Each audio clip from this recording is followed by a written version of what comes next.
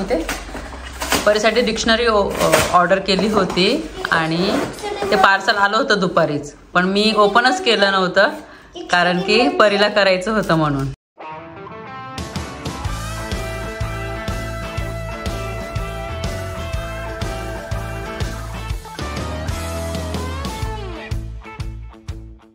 नमस्कार मंडळी, कशा आहात? मजेत आहात ना? नवीन दिवसाची नवीन सुरुवात. सकाळचे 11:15 झालेले आहेत आणि नेहमीसारखं जे आहे ते आवरून झालेलं आहे आणि आता स्वयंपाकाची पण थोडीफार तयारी झालेली आहे. वरण भाताचा कुकर झालेला आहे आणि पालक बनवणार आहे मी, पालकची सुकी भाजी. आणि सध्या आम्ही जास्त पालक खात आहोत कारण की 2 पॅकेट्स आणून ठेवले होते मी पालकचे, कारण की परिबेलाला आवडतं पालक. म्हणजे पालक पराठे करते मी, परत पालक डाळ करते, त्यामुळे मग मी जास्तीची आणून ठेवली होती आणि आत्ता पण होती. तर मग मी म्हटलं त्याची सुकी भाजी करू, फक्त हिरवी मिरची आणि कांदा टाकून.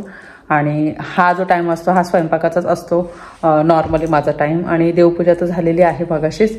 आणि कालची मॅच तर खूप भारी झाली आणि आता ते 2-3 दिवस असणारच. इन्स्टाला, यूट्यूबला सगळीकडे बघितलं ते मॅचच आहे आणि भारी वाटतं. सकाळी पण उठले तर सगळीकडे तेच दिसत होतं आणि मी पण माझी इन्स्टा स्टोरीला मी ती एक रील ठेवली होती जेव्हा मॅच विन झालं होतं आपण तेव्हा. आणि आजचा जो दिवस आहे, आजच्या दिवशी माझं यूट्यूब बटन आलं होतं 3 वर्षापूर्वी आणि मला ते फेसबुकला लगेच दिसलं. तर इतकं भारी वाटलं. आणि जेव्हा माझं 3 वर्षापूर्वी ते यूट्यूब बटन आलं होतं ना सिल्वर कलरचं, तर त्याचे जे फोटोज आहेत ते फेसबुकला मी अपलोड केले होते आणि आज परत ते मला दिसलं का आज 3 वर्ष झाले, तर ते इन्स्टाला मी पोस्ट केलेले आहेत. तुम्हाला बघायचं असेल तर तुम्ही माझ्या इन्स्टाला जाऊन बघू शकता. कोमल ठोसरे माझा इन्स्टा पेज आहे आणि ते बघून इतकं भारी वाटलं. त्यामध्ये परिबेला इतक्या छोट्या छोट्या होत्या आणि जसं मी व्हिडिओज बघते अगोदरचे आणि आत्ताचे बघते तर परिबेलाच्या पटकन अशा मोठ्या झालेल्या दिसतात आणि अगोदर छोट्या छोट्या होत्या आणि बोबड्या भाषेत बोलायच्या त्या. तर ते बघून इतकं भारी वाटतं. आणि यूट्यूबमध्ये येण्याचं हेच एक मेन कारण होतं का जेवढ्या पण मेमरीज आहेत त्यात सेव्ह राहतील. जेव्हा पाहिजे तेव्हा मला ते व्हिडिओज बघता येतील. आणि महत्त्वाचं म्हणजे आम्ही जेवढे पण देश फिरतो तर त्याची एक मेमरी जी आहे ती सेव्ह राहील यूट्यूबमध्ये. असं नॉर्मली आपण फोटोज वगैरे तर काढतो, रील तरी शूट करतो, पण हे जे व्हिडिओज आहे असं वाटतं ना आपण जेव्हा म्हातारे होऊ तर तेव्हा जर यूट्यूब चॅनल राहील तर हे सगळे बघता येईल आम्हाला. आणि यूट्यूब व्हिडिओज बनवणं हे माझं पॅशन आहे आणि ते मनापासून मी ते करते. असो, तर चला आता पटकन स्वयंपाकाला सुरुवात करते. उडदाची डाळ बनवणार आहे मी, तुरीची डाळ नको. तर मग कशी बनवते ते माहिती, काही ठिकाणी त्याला उडदाचं घुटं सुद्धा म्हणतात. आणि मस्त माझी तर फेवरेट आहे, मला आवडते उडदाची डाळ. आणि नुसती भातासोबत खायला आणि नुसतं असं प्यायला पण मला खूप आवडते. आणि चपात्या आणि भाजी असं असणार आहे. आणि आज आहे सोमवार, तर परीला घेऊन जावं लागणार मला बॅडमिंटनला आणि तिथे माझे 2 तास जातात. मग आम्ही बसतो, मग गप्पा वगैरे होतात. बेलाची आज आहे स्विमिंग. तर सोमवार जसा येतो ना तसं मग रोजचं जे रुटीन आहे ते चालू असतं. आणि आज मी तुमच्यासोबत एक क्लिप शेअर करणार आहे. जेव्हा आम्ही जपानचा विजा करायला गेलो होतो तर ती अगोदरची क्लिप आहे, पण हा आजचा व्हिडिओ आहे 10 तारखेचा, 10 मार्चचा व्हिडिओ आहे. आणि आपले जे व्हिडिओज आहेत ते रेग्युलर येतात, असे मागे पुढे असे व्हिडिओ नसतात. एक होता तो व्हिडिओ जो आम्ही तुमच्यासोबत शेअर केला होता कोरियाचा विजाचा, तर तो अगोदर शूट केलेला होता कारण की एक्स्ट्राचा तेव्हा माझ्याकडे व्हिडिओ होता हळदी कुंकूचा, म्हणून आम्हाला तेव्हा जाता आला. अदरवाईज एक व्हिडिओ एक्स्ट्रा नसला असताना तर मग मला तो व्हिडिओ त्यावेळेस मग सुट्टी घ्यावी लागली असती. पण तेव्हाच मी ती क्लिप शूट केली होती छोटीशी आणि ती क्लिप मी या व्हिडिओमध्ये ऍड करते. मग जपानचं कसं आहे ते मी थोडंफार तुमच्यासोबत शेअर करणार. तर चला आता मी अगोदर स्वयंपाक करून घेते आणि नंतर बोलते. आणि आत्ता वाजलेले आहे दुपारचे 1:30 आणि आज आहे शुक्रवार. आणि मागच्या व्हिडिओमध्ये मी शेअर केलं होतं आम्ही साऊथ कोरियाच्या एम्बेसीमध्ये गेलो होतो विजा प्रोसेसिंगसाठी आणि तो विजा आलेला आहे. आणि त्यानंतर आता आम्ही चाललो आहोत जपानच्या एम्बेसीमध्ये. आणि प्रत्येक देशाची जी विजा प्रोसेस असते ती वेगळी असते, तर याची सुद्धा मी थोडीफार माहिती तुम्हाला देण्याचा प्रयत्न करेन. आणि आम्हाला 2:30 वाजताची अपॉइंटमेंट मिळालेली आहे आणि आम्हाला अगोदर एवढं माहिती नव्हतं, म्हणजे माहिती होतं पण ते कन्फर्म आहे का नाही हे नव्हतं माहिती, का जपानची जी एम्बेसी आहे ती लक्झमबर्गमध्ये आहे का नाही. पण आम्ही फोन करून विचारलं तर त्यांनी सांगितलं आहे. तर ते तर मग मागच्या आठवड्यामध्येच विचारलं होतं आम्ही, आणि सगळे डॉक्युमेंट्स वगैरे आम्ही सगळे घेतलेले आहे. आणि विजा, साऊथ कोरियाचा जो विजा आहे तो येण्याची आम्ही वाट बघत होतो, आणि आत्ता जपानच्या एम्बेसीमध्ये जाणार आहोत, तुम्हाला सांगितलं मी, आणि अपॉइंटमेंट पण आम्हाला लगेच मिळाली. तर सगळे डॉक्युमेंट्स आम्ही कलेक्ट केलेले आहेत, आणि आता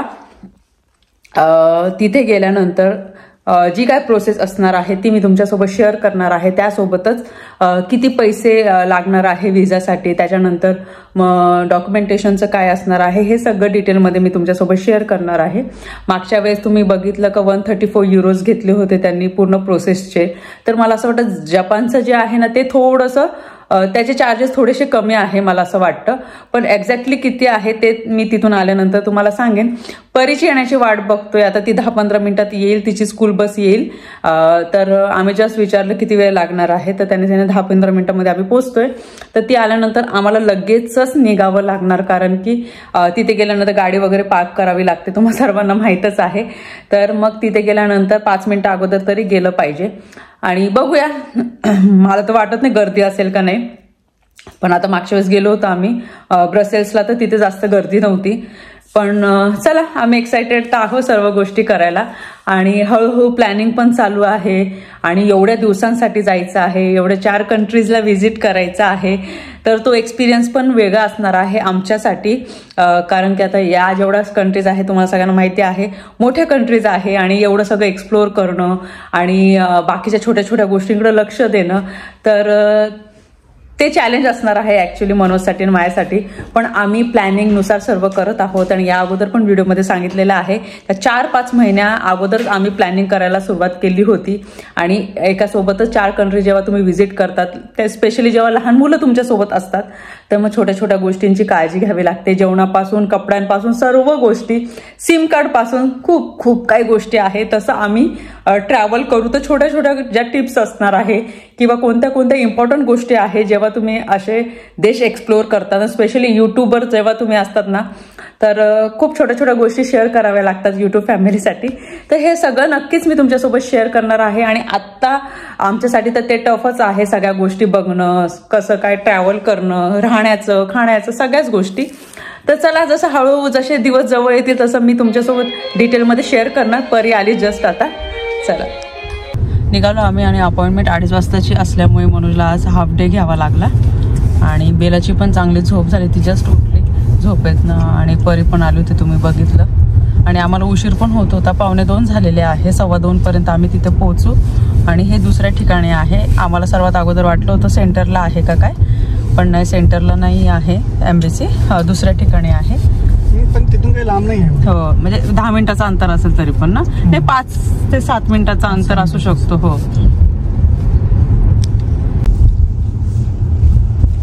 आम्ही पोहोचलो आहोत आता, 200 मीटरच्या अंतरावर आहे.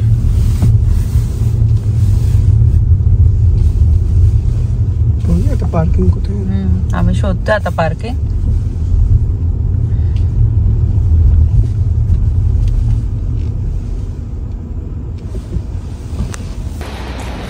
मध्येच पाऊस यायला लागला, आणि गाडी पार्क केलेली आहे आम्ही. मनोज तिकीट आणायला गेलेले आहेत. अजून 20 मिनिटं आहे आमच्याकडे, आणि नेमका पाऊस सुरू झाला.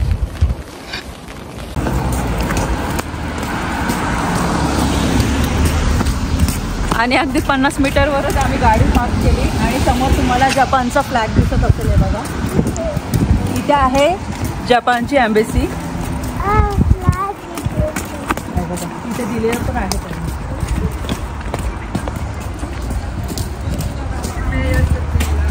आणि याच्या आतला आम्ही तुम्हाला दाखवू नाही शकत. काम झालेलं आहे, खूप इझी प्रोसेस होती, आणि 20 मिनिटच लागले. आणि घरी गेल्यानंतर पूर्ण डिटेलमध्ये मी तुम्हाला सांगेन. चला, आता बसतो गाडीमध्ये. मी बघितलं अगोदर, आम्ही गेलो होतो जपानचा विजा करण्यासाठी. त्यांनी पासपोर्ट होल्ड केले होते आमचे, आणि 2-3 दिवसा अगोदर त्यांचा मेसेज आला होता का तुमचा विजा झालेला आहे. त्यांनी 8 दिवस सांगितलं होतं, पण 3 दिवसामध्येच विजा येऊन गेला, आणि त्यांनी आमचे पासपोर्ट होल्ड केलेले होते. आणि आता तेच घ्यायला आम्ही चाललो आहोत. 2चा टाइम दिला होता त्यांनी, आणि आता वाजलेले आहे 1:30. आणि तर तुमच्यासोबत बाकीच्या सगळ्या ज्या गोष्टी आहे मी शेअर करेन. तर चला आता आम्ही तयारी वगैरे करतो. बेला पण आलेली आहे, तिची आज 1 टाइम स्कूल होती, तर त्यामुळे आम्हाला इझी पडलं आता जाण्यासाठी. नाही 2 टाइम स्कूल असलं असतं ना तर मग आम्हाला डिफिकल्ट झालं असतं. तर चला आता आम्ही निघतो आणि बाकीची जी पूर्ण प्रोसेस आहे तुम्हाला दाखवते. मागे बघू शकता तुम्ही, बेला झोपलेले आहे आणि विजामध्ये पासपोर्ट घेतलेला आहे आणि विजा पण झालेला आहे. 5 मिनिटाचं काम होतं फक्त, कारण की 3 दिवसापूर्वीच आलेले होते पासपोर्ट आणि ते. चला, पण आम्हाला काय लक्झमबर्गमध्ये काही खूप इश्यू नाही झाले. इव्हन बेल्जियमला पण आम्ही गेलो होतो ना साऊथ कोरियाचं, जेव्हा विजा करायचा होता तेव्हा पण एकदम इझिली, गर्दी नाही काही नाही. इव्हन मला असं वाटतं लक्झमबर्गमध्ये गर्दीच नाही राहत, त्याच्यामुळे मग काय थांबण्याचा वेळ वाचतो. इव्हन मग ते असं नाही का विजाला खूप वेळ लागतोय, 2 आठवडे होऊन गेले, असं पण काय झालं नाही. 4-4, 5-5 दिवसामध्ये विजा येऊन गेला. चला आता आम्ही चाललो आहोत घरी. स्वयंपाक झालेला आहे. इथे आहे उडदाची डाळ म्हणजेच उडदाचं घुटं, आणि इथे आहे पालकची भाजी बनवलेली आहे. एकदम सिंपल बनवलेली आहे. लसणाचा तडका दिलेला आहे, हिरवी मिरची, कांदा छान परतवला, त्यानंतर मग नॉर्मल पालक कट करून टाकली, मीठ टाकले आणि ही सिंपलच बनवलेली आहे. यामध्ये तुम्ही वेगवेगळे डाळी सुद्धा ऍड करू शकता. मुगाची डाळ ऍड करू शकता, लाल मसूरची डाळ ऍड करू शकता, इव्हन चण्याची डाळ सुद्धा उकडून तुम्ही यामध्ये ऍड करू शकता. तशी पण चांगली लागते, पण मला सिंपलच बनवायचं होतं म्हणून तसं बनवलं. इथे आहे पापड, त्यानंतर इथे आहे ताकातली मिरची, आणि पापड कसं फ्राय नाही केलेले आहे, फक्त तेलाचे असे बोट लावलेले आहे मी आणि मग भाजून घेतलेले आहे. असं वाटतं का आपण तो पापड तळलेलाच आहे, इतका छान लागतो. इथे आहे भात, इथे आहे लोणचं आणि इथे आहे असा गरम चपाती. चला मग आता आम्ही जेवण करतो. त्या अगोदर मी बेलाला घेऊन येते आणि नंतर आम्ही जेवण करायला बसू.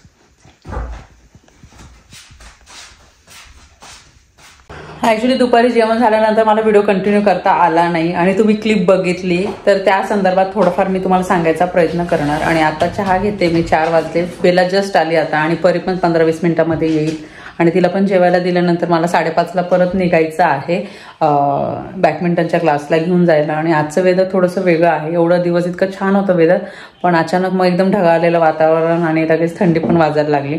आणि त्यामुळे काय होतं, थोडंसं मग तुमच्या तब्येतीवर पण परिणाम होतो. मग एवढं चांगलं वातावरण, एवढं छान वाटतं, आणि त्याच्यानंतर असं वातावरण असलं का परत डल वाटायला लागतं. असो, ते तर ते होतच राहणार आणि वर्षानुवर्ष ते होतच आहे. आणि ते मी जस्ट व्हिडिओमध्ये तुम्हाला दाखवण्याचा प्रयत्न करते का असं सुद्धा इथे मिनिटाला वातावरण चेंज होतं. तर चला आता मी चहा घेते आणि नंतर बोलते तुमच्यासोबत. परीसाठी डिक्शनरी ऑर्डर केली होती आणि ते पार्सल आलं होतं दुपारीच, पण मी ओपनच केलं नव्हतं कारण की परीला करायचं होतं म्हणून. हे डिक्शनरी असतं बरं कळलं. आणि हे स्कूलने सांगितलं होतं कंपल्सरी आहे ना परी, टीचरने सांगितलं होतं सगळ्या मुलांसाठी ही डिक्शनरी ऑर्डर करा, हो ना परी. कसं वाटलं ओपन करायला स्वतःला. जस्ट आली ती. ओके, तुम्हाला छोटीशी क्लिप दाखवली मी की आम्ही गेलो होतो जपानचा विजा करायला. तर प्रत्येकाची जी प्रोसेस आहे ती वेगळी असते. आता साऊथ कोरियाचा आम्ही विजा करायला गेलो होतो, तर तिथली पूर्ण प्रोसेस मी तुमच्यासोबत शेअर केली होती. आणि तिथले जे विजाचे चार्जेस आहे ते थोडे जास्त लागले होते. आणि त्याचबरोबर आम्हाला बेल्जियमला जावं लागलं होतं, पण जपानचा विजा करण्यासाठी आम्हाला कुठे लांब जावं लागलं नाही. लक्झमबर्गमध्येच होतं म्हणून मग आमचा टाइम वाचला. आणि एकदम इझी प्रोसेस होती. फक्त एवढंच आहे का तुम्हाला जेव्हा पण विजा प्रोसेसिंगसाठी जावं लागतं ना, तर त्या अगोदर तुम्हाला अपॉइंटमेंट घ्यावी लागते. तर नॉर्मल आम्ही जेव्हा साऊथ कोरियाचा विजा झाला होता तर तिथे पासपोर्ट होल्ड केले नव्हते. तिथे आम्हाला लगेच विजाचं जे होतं म्हणजे एक फॉर्म दिला होता, तुम्ही बघितलं, तर त्यांनी सांगितलं ऑनलाईन तुम्हाला विजा मिळून जाणार. तर मग ते त्याला 3 ते 4 दिवस लागले. आणि जेव्हा आम्ही जपानचा विजा करायला गेलो होतो तर नेहमीसारखे सगळे डॉक्युमेंट्स वगैरे दिले. पण इथे एक गोष्ट आहे की इथे जे चार्जेस आहे विजाचे ते खूप कमी लागले. 6 युरो लागले फक्त, आणि आमच्या चौघांचे मिळून 24 युरो लागले. खूप कमी पैसे लागले. आणि महत्वाचं म्हणजे काहीच गर्दी नव्हती तिथे. आणि इथे जपानचा विजा करण्यासाठी त्यांनी आमचा पासपोर्ट होल्ड केला होता. म्हणजे 3-4 दिवसासाठी आमचा पासपोर्ट त्यांच्याकडेच होता. आणि आम्हाला वाटलं 1 आठवडा लागेल विजा येण्यासाठी, पण 3 दिवसामध्येच विजा आला. आणि त्यांचा फोन पण आला का विजा आलेला आहे तुमचा. मग आम्ही गेलो आणि आमचे पासपोर्ट वगैरे जे आहे तर ते घेऊन आलो. तर ती क्लिप पण मी यामध्येच ऍड केलेली आहे जेव्हा आम्ही पासपोर्ट घेऊन येतो.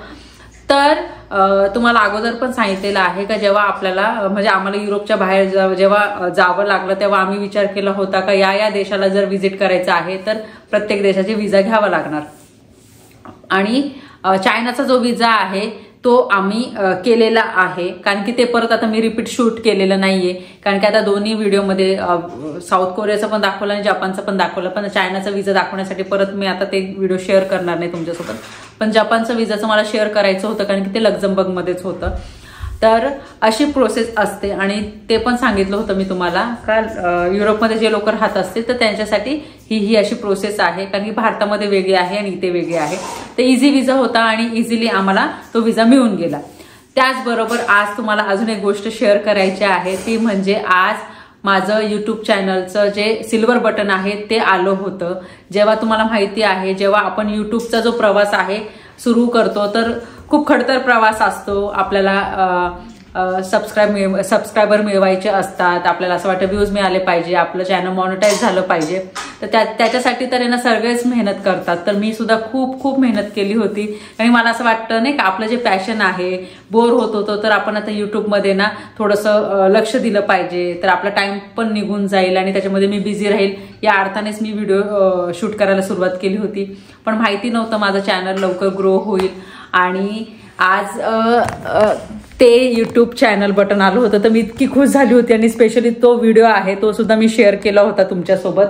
आणि मी हे पण शेअर केलं होतं का ते सिल्वर बटन कुठे लावलं पाहिजे, तर भरपूर जणांनी सजेशन्स दिले होते इथे लाव तिथे लाव. पण मला असं वाटत होतं का जे सिल्वर बटन आहे ते हॉलमध्ये लावलं तर कसं सगळ्यांना दिसेल सुद्धा. नंतर मनोजने एक आयडिया केली होती, तुम्हाला माहिती आहे का हॉलचा कलर मनोजने मी मिळून दिला होता.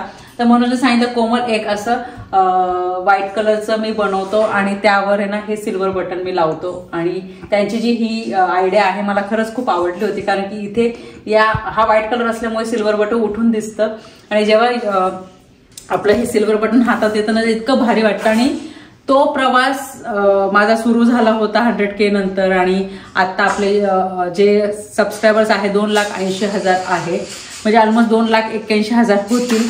आणि जेव्हा हे सिल्वर बटन आलं ना तर एकदम समाधान वाटतं का आपल्याला एक वेगळी सक्सेस मिळालेली आहे आणि आपण जे स्वप्न बघितलं होतं ते पूर्ण झालेलं आहे. आणि त्याच्यासाठी तर खूप मेहनत करावी लागते आणि ऑफकोर्स तुमची साथ होती म्हणूनच मी एवढे सबस्क्रायबर मिळवले आणि हे सिल्वर बटन सुद्धा. तर आज 3 वर्ष पूर्ण झाले आणि म्हटलं चला तुमच्यासोबत सुद्धा मी हे शेअर करते. तर खरंच खूप भारी वाटते आणि पुन्हा एकदा तुम्हा सर्वांना मनापासून धन्यवाद. आणि हा जो आजचा व्हिडिओ आहे मी इथे सेंड करते. आय होप तुम्हाला हा आजचा व्हिडिओ आवडला असेल. व्हिडिओ लाईक करा, शेअर करा, सबस्क्राईब करा. भेटू आपण लवकरच नवीन व्हिडिओमध्ये. तोपर्यंत सर्वांनी काळजी घ्या. बाय.